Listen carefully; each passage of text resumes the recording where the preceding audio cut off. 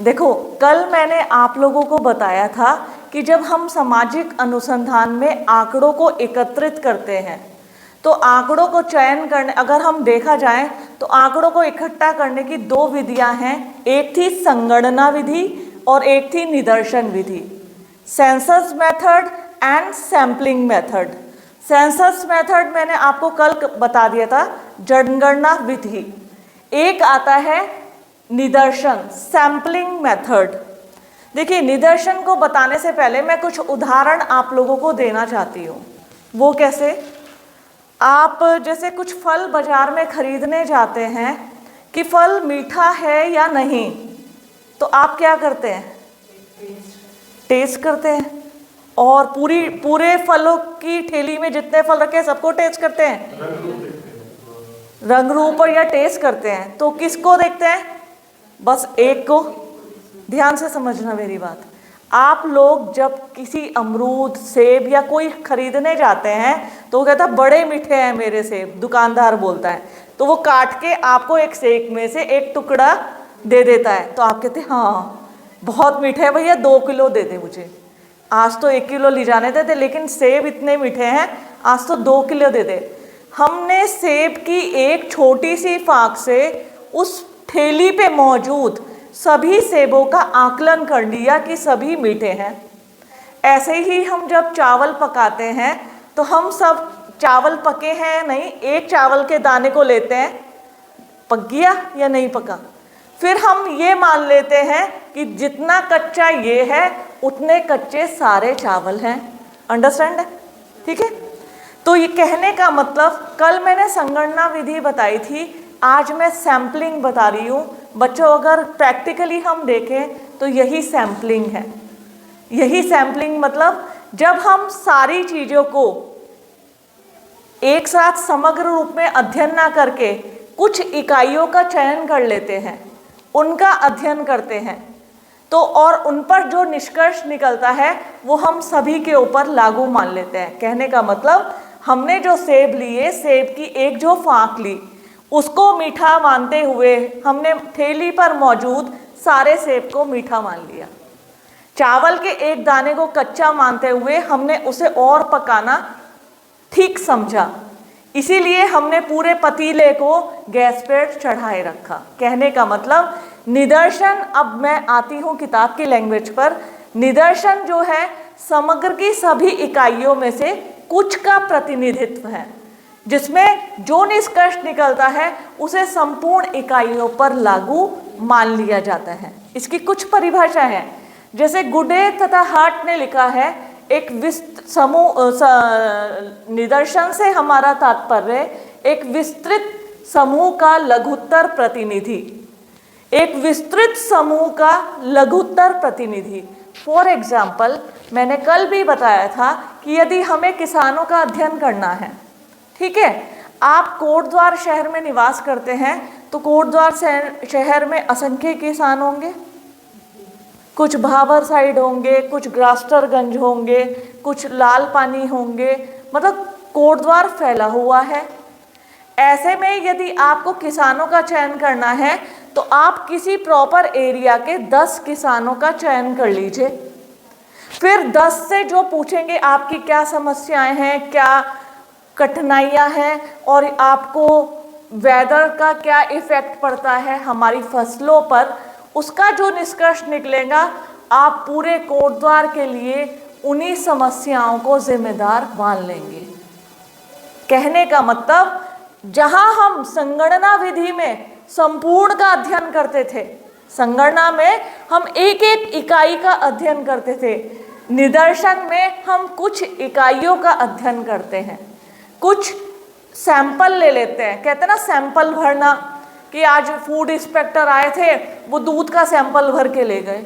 दूध का सैंपल मतलब दूध का बड़ा पतीला था लेकिन वो एक कंटेनर में थोड़ा सा दूध ले गए और उस थोड़े से दूध की जांच करेंगे, यदि उसमें मिलावट है तो वो मान लेंगे दूध के पूरे पतीला जो भरा हुआ था उसमें मिलावटी दूध मौजूद है, मिलावटी तत्व मौजूद है। तो सैंपलिंग या निदर्शन होता है समग्र की सभी इकाइयों में से कुछ का प्रतिनिधित्व, यही इसने गुडेहार्ट ने बोला है, एक विस्तृत समूह का लघुतर प्रतिनिधि क्या कहलाता है? निदर्शन। इसी प्रकार नेक्स्ट डेफिनेशन देखें तो बोगार्ट्स की है। उन्होंने कहा है कि निदर्शन एक पूर्व निर्धारित योजना के अनुसार इकाइयों के एक समूह में से निश्चित प्रतिशत का चयन है। कहने का मतलब, जैसे हमें पर्वतीय महिलाओं का अध्ययन करना है, महिलाएं तो हजारों हैं, लेकिन यदि हम 10% महिलाएं, मात्र 50 महिलाओं को चयन के लिए ले लें और उनके जो रिजल्ट आता है, जो निष्कर्ष निकलता है, उन्हें 1000 महिलाओं पर लागू कर दें, ये होता है सैंपलिंग। और हम इसको क्यों प्रयोग में लाते हैं? देखो, संगणना विधि, एक तो समय ज़्यादा लगता है। जब हम अगर सभी का अध्ययन करने लग जाएं, हमें बहुत ज़्यादा समय चाहिए, बहुत ज़्यादा संसाधन चाहिए, लोग भी ज़्यादा चाहिए, फिर पैसे भी ज़्यादा चाहिए। लोग जो करेंगे उनको रहना खाना ये सब भी तो चाहिए, तो ये बहुत खर्चीली विधि होती है संगणना विधि। लेकिन अगर हम निदर्शन का बात करें, निदर्शन के लिए, तो निदर्शन जो होता है, निदर्शन समग्र में से कुछ का प्रतिनिधित्व करते हैं और जो निष्कर्ष निकलता है उसे संपूर्ण पर लागू मान लिया जाता है। ये दोनों डेफिनेशन है, इम्पॉर्टेंट है। अब आता है मेन कैरेक्टरिस्टिक्स ऑफ सैम्पलिंग, मतलब निदर्शन की विशेषताएं क्या हैं। ये अक्सर एग्जाम में तुमसे क्वेश्चन पूछा जाता है, निदर्शन की विशेषताएं। तो अगर हम निदर्शन की विशेषताओं की बात करें तो पहली है समग्र का प्रतिनिधित्व। देखिए, समग्र का प्रतिनिधित्व मतलब जो चावल हमने देखे थे, एक चावल को लिया था, वो सभी का प्रतिनिधित्व कर रहा था। जो हमने सेब की फांक ली थी, वो सारे सेब का प्रतिनिधित्व कर रही थी। तो जो हम सैंपलिंग के लिए इकाइयों को लेते हैं, अध्ययन के इकाइयां किसे कहते हैं? जो लोग होते हैं, विषय से संबंधित जो अध्ययन के लोग होते हैं, उनको हम सेल्स, इकाई बोलते हैं। तो समग्र की सभी इकाइयों का प्रतिनिधित्व करती हैं वो। आया समझ में? ऐसा नहीं है हमें बाल अपराधियों का अध्ययन करना है तो हम महिलाओं को ले ले, ऐसा नहीं होगा। हमें फिर बाल अपराधियों का ही चयन करना होगा। और पर्याप्त आकार, मतलब इसमें हम क्या करते हैं, अगर हमें पूरे कोटद्वार का अध्ययन करना है तो हम पूरे कोटद्वार का थोड़ी सी इकाइयों का चयन करके अध्ययन पूरे कोटद्वार का निष्कर्ष निकाल सकते हैं। जैसे हम किसी से पूछें, हम ये देखें नगर निगम यहाँ अच्छा कार्य कर रहा है, ठीक है, हमें ये जानना है। तो हमने अब नगर निगम अच्छा कार्य कर रहा है कोटद्वार में, इसके लिए हमें पूरे शहर में जानकारी एकत्रित करनी पड़ेगी। तो हम क्या करते हैं, एक वार्ड से 5 व्यक्ति लेते हैं। एक वार्ड से कोई भी, अब इसकी भी विधियां हैं, आगे मैं आने में निदर्शन के प्रकार बताऊंगी, उससे आपको और भी क्लियर हो जाएगा। तो हमने एक वार्ड से 5 लोगों को ले लिया। मान लिया 20 वार्ड है तो 20 पंजे 100, टोटल कोटद्वार से 100 लोग हो गए। जो लोगों ने निष्कर्ष बताया कि हम 100 लोगों ने क्या बताया कि हाँ हम सफाई से संतुष्ट हैं, पानी ठीक आता है, गंदा नहीं आता है, तो हम वो पूरे कोटद्वार पर लागू मान लेंगे। कहने का मतलब इसका आकार हम थोड़ी इकाइयों को भी लेके उसे संपूर्ण पर लागू कर सकते हैं, इसका पर्याप्त आकार होता है। साथ ही साथ निष्पक्षता, इसमें किसी भी भेदभाव की आशंका नहीं रह जाती है, क्योंकि हम हर क्षेत्र से कुछ इकाइयों का तो चयन कर रहे हैं ना, तो उससे क्या होता है, निष्पक्षता आती है, कोई भी पक्षपात होने की संभावना नहीं रह जाती है। इसी प्रकार साधनों के अनुरूप जो हमारे निदर्शन होती है, निदर्शन की इकाइयाँ होती हैं, जो टॉपिक होता है उसके अनुरूप, जो हमारे पास संसाधन होते हैं उसके अनुरूप हम अध्ययन कर सकते हैं। मतलब एक तरफ अध्ययन करने में आसानी होती है, ठीक है। इसी प्रकार उद्देश्यों के अनुरूप, अगर हमारा उद्देश्य है बाल अपराधियों का अध्ययन, तो हमने बाल अपराधियों का चयन किया, तो हमारे अध्ययन के उद्देश्य कि बाल अपराधी अपराधी क्यों बने, उसके पीछे की दशाएं या ये क्या कंडीशन थी जिन परिस्थितियों ने उनको बाल अपराधी बना दिया।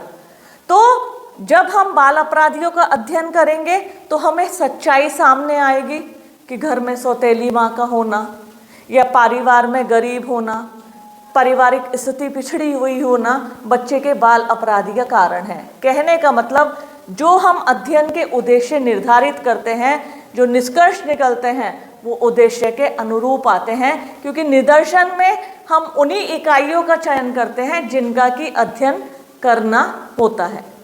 ठीक है। तर्क पर आधारित फैक्ट्स, क्या सही है क्या गलत है, हम ये नहीं कहते लॉजिकल, जिसे हम कहते हैं ना non logical and logical. Logical मतलब हमारे बाल अपराधी हैं, बच्चे किन परिस्थितियों में बने और आज की उनकी क्या कंडीशन है।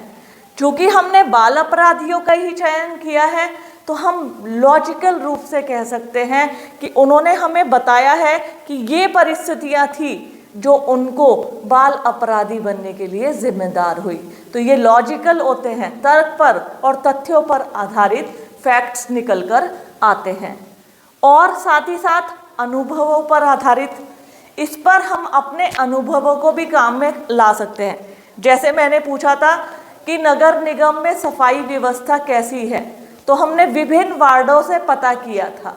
तो मेरा अनुभव कहता है वार्ड 1, वार्ड 2, वार्ड 3 के सदस्य संतुष्ट है, तो ऑब्वियस सी बात है और वार्ड के सदस्य भी संतुष्ट होंगे, क्योंकि लगातार 4-5 वार्ड के सदस्य कह रहे हैं हाँ बहुत अच्छी सफाई व्यवस्था है, सब कुछ अच्छा चल रहा है। तो कहने का मतलब हमने अपने अनुभव के आधार पर ऐसा सोचा कि बाकी भी वार्ड संतुष्ट होंगे।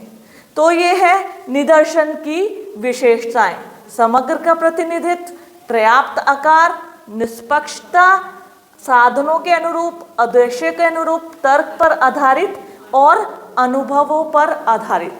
तो बच्चों सैम्पलिंग जैसा कि मैंने बताया है सामाजिक अनुसंधान के क्षेत्र में एक आधारशिला मानी जाती है अनुसंधान की।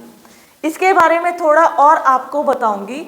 जैसे मैंने बताया ना 4th सेमेस्टर में आप एक डेजर्टेशन रिपोर्ट करेंगे, आप सभी लोग एक एक टॉपिक सर्च करेंगे, उस टॉपिक से रिलेटेड सबसे पहले आपको क्या करना पड़ेगा, हाइपोथेसिस बनानी पड़ेगी, फिर सैम्पलिंग कि आप जैसे आपका जो भी टॉपिक है कि आप किस क्षेत्र का अध्ययन करेंगे, फिर उस क्षेत्र में जो इकाइयां हैं, फॉर एग्जाम्पल आपका टॉपिक है पर्वतीय महिलाएं, तो आप रामणी पुलिंदा, दुगड्डा या कोई एकेश्वर तहसील कोई और भी ले सकते हैं, अपना गांव भी ले सकते हैं। कहने का मतलब क्षेत्र के बाद उस क्षेत्र में मौजूद इकाइयों का चयन करेंगे। इकाई का चयन इसलिए करेंगे और उसमें निदर्शन विधि सबसे कारगर मानी जाती है, क्योंकि हम सेंसस मेथड यूज़ नहीं कर सकते, क्योंकि आप स्टूडेंट हैं, आपको एक निश्चित समय में अपना कार्य पूरा करना पड़ेगा। मैं कहूँगी बच्चों 2 महीने में अपना रिसर्च वर्क पूरा करके लाइए। तो ऐसे में आप संगणना विधि का चयन नहीं कर सकते। अगर आप पर्वतीय महिलाओं का अध्ययन कर रहे हैं तो पर्वत तो कश्मीर से लेकर आपके पूरा हिमाचल प्रदेश, उत्तराखंड, फिर इधर का ईस्टर्न जो हम 7 सिस्टर्स बोलते हैं, असम, मेघालय, मणिपुर, वहाँ तक पर्वत है। कब तक अध्ययन करेंगे आप? तो ऐसे में आपके स्टूडेंट होने के नाते आप पॉसिबल नहीं है कि आप संगणना विधि को यूज़ में लाए। आप यूज़ में ला सकते हैं निदर्शन विधि को। आप पूरे जम्मू कश्मीर से लेकर वहाँ तक मत जाइए, आप सिर्फ उत्तराखंड भी बहुत बड़ा है, उसको भी आप पूरा अध्ययन नहीं कर सकते। उसका एक जिला भी बहुत बड़ा है, पौड़ी जिला, पूरे पौड़ी जिले का अध्ययन नहीं कर सकते। उसकी एक तहसील के एक गांव, एक छोटे गांव का चयन अपने अध्ययन के लिए कर सकते हैं। फिर जो अध्ययन का निष्कर्ष निकलेगा आप उसे पूरे डिस्ट्रिक्ट पे लागू कर सकते हैं या उत्तराखंड रीजन के लिए मान सकते हैं। क्योंकि बच्चों अगर मैं महिलाओं की समस्याओं की बात करूं तो मैदानी महिलाओं की समस्याएं अलग हैं, पर्वतीय महिलाओं की समस्याएं अलग हैं। मैदानों में सब चीज़ें इजी टू अप्रोच होती हैं, सब कुछ रेडी टू ईट, मतलब कुछ भी बाजार जाएं आप खरीद के खा सकते हैं। अगर पहाड़ों पे बारिश पड़ जाए फसलें नष्ट हो जाती है, सड़कें बंद हो जाती है, बिजली पानी आता ही नहीं है। ऐसे में वहाँ की दुर्गम और विषम परिस्थितियाँ उनको मजबूर हो जाती हैं, उनकी समस्याएं, उनकी परेशानियाँ अलग खड़ी हो जाती हैं। उनको हम सिमिलैरिटी से नहीं कह सकते कि वो मैदानी क्षेत्रों की महिलाओं के अनुरूप है। उनकी समस्याएं और पर्वतीय मैदानी क्षेत्रों की महिलाओं की समस्याएं और पर्वतीय क्षेत्रों की महिलाओं की समस्याएं टोटली अलग होती हैं, हम उन्हें सिमिलर नहीं मान सकते। तो सामाजिक अनुसंधान के क्षेत्र में निदर्शन को एक आधारशिला माना जाता है अनुसंधान की, क्योंकि निदर्शन के माध्यम से इकाइयों का चयन किया जाता है और तभी उस पे जो निष्कर्ष निकाले जाते हैं उसे संपूर्णता के रूप में मानते हुए संपूर्ण जनसंख्या पर लागू कर दिए जाते हैं। तो हम ये मान सकते हैं, जैसे हमने पर्वतीय महिलाओं का अध्ययन किया, कि जो निष्कर्ष निकले उस निष्कर्ष को हम अन्य पर्वतों पे भी मान सकते हैं कि वहाँ भी ये परिस्थितियाँ जरूर होंगी, ये विषम परिस्थितियाँ होंगी और महिलाओं को ऐसी ऐसी समस्याएं आती होंगी। तो ये है आपका निदर्शन। कल मैं आपको निदर्शन के प्रकार बताऊंगी, थोड़ा सा अभी हल्का सा बता दे रही हूँ। निदर्शन के प्रकार बहुत इम्पॉर्टेंट है। अब निदर्शन मात्र छोटा सा नहीं है, निदर्शन बहुत सैम्पलिंग बहुत बड़ी एरियाज में होती है। अभी मैंने तुमने से सेब की, चावल की बात की, वो निदर्शन का अलग प्रकार है। बहुत सारी देव निदर्शन, टिकट प्रणाली, लॉटरी प्रणाली, टिकट प्रणाली, ग्रिड प्रणाली, क्रमांक सूची प्रणाली निदर्शन के प्रकार हैं। इन सब हम प्रकारों को पढ़ेंगे और वास्तव में डीपली इसलिए पढ़ना क्योंकि इसी में से तुम्हें किसी एक निदर्शन का चुनाव करते समय अपना रिसर्च करना है। अगर एग्जामिनर में देख रही थी इस बार स्टूडेंट से क्वेश्चन पूछा गया कि आपने निदर्शन की कौन सी पद्धति का यूज़ किया, कौन से प्रकार का यूज़ किया, तो बच्चे एकदम चुप हो गए। तो आज आप निदर्शन के प्रकार पढ़ेंगे तो ये भी डिसाइड, सबसे पहले जब रिसर्च करेंगे तो आपको ये भी बताना होगा आपने अपने रिसर्च में निदर्शन के कौन से प्रकार का यूज़ किया है। आपने देव निदर्शन का प्रयोग किया है, आपने रैंडम क्रमांक सूची प्रणाली, टिकट प्रणाली, लॉटरी प्रणाली, ग्रिड प्रणाली किसका इस्तेमाल किया है। तो वो आप तभी जान पाएंगे जब आप निदर्शन के प्रकारों को पढ़ेंगे। तो कल मैं आपको निदर्शन के टाइप ऑफ